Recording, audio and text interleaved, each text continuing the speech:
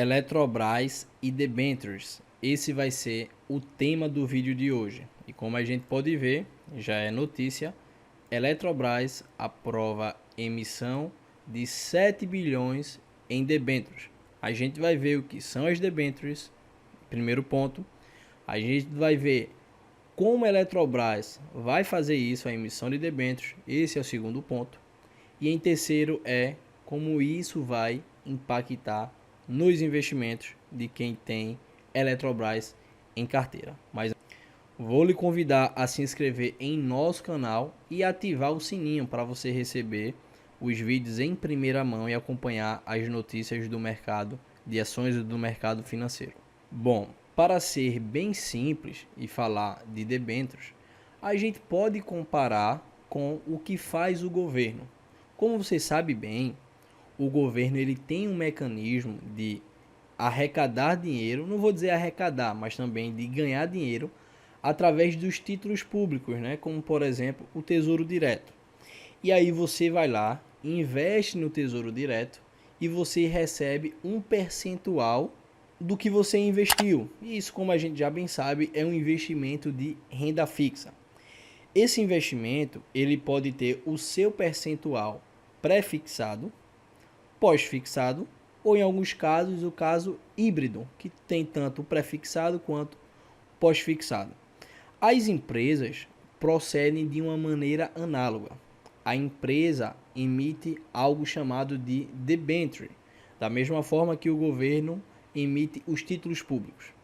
E as debêntures são emitidas com propósitos parecidos do que o governo faz. Geralmente, as empresas emitem debêntures para fazer novos investimentos, pagar credores ou arcar com quaisquer outras despesas que a empresa possa ter. E não só isso, né? Ela vai pegar dinheiro emprestado, ok? E vai também retornar algum rendimento para esta pessoa que está fazendo esse tipo de investimento.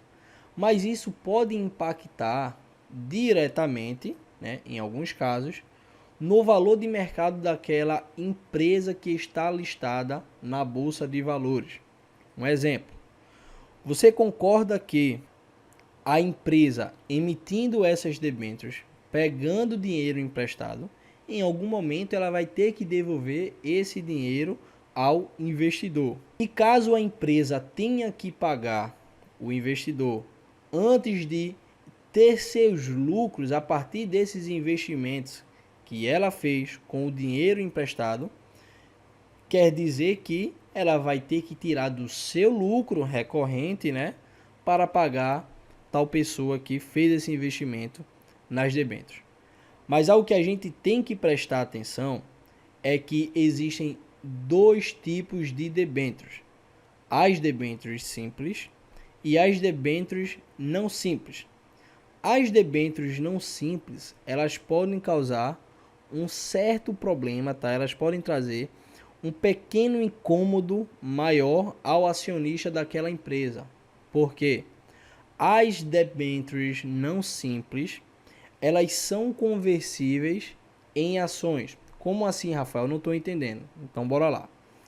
Suponha que você fez um investimento comprando debêntures daquela empresa. E suponha também que essas debêntures, elas são do tipo não simples. Sendo elas do tipo não simples, quer dizer que essas debêntures são conversíveis em ações. Como assim? Você fez um investimento e aquele seu investimento pode ser convertido em ações na sua carteira. Só para citar aqui valores hipotéticos, imagine que você comprou R$ 2.000 em debêntures, e essas debêntures são do tipo não simples, podem ser convertidas em ações, então você teria R$ 2.000 de ações daquela empresa, caso a empresa quisesse converter as debêntures em ações. E qual seria a melhor forma da empresa converter essas debêntures em ações? Fazendo uma nova emissão de cotas. Talvez fosse a coisa mais simples e prática da empresa fazer.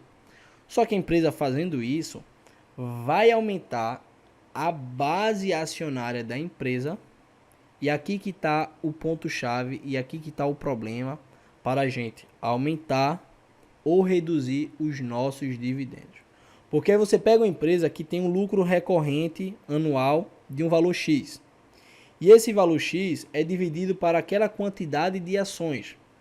Se essa quantidade de ações aumenta, aquele valor X, né, que vai continuar sendo ele, vai ter que ser dividido nessa nova quantidade maior de ações.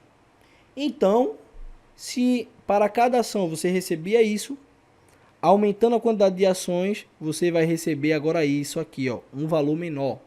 E esse que é o problema. É aí que está o problema, que muitos investidores às vezes não gostam quando a empresa emite debêntures que sejam do tipo não simples, porque aí pode aumentar a base acionária daquela empresa e a empresa deixar de pagar bons dividendos como pagava outrora.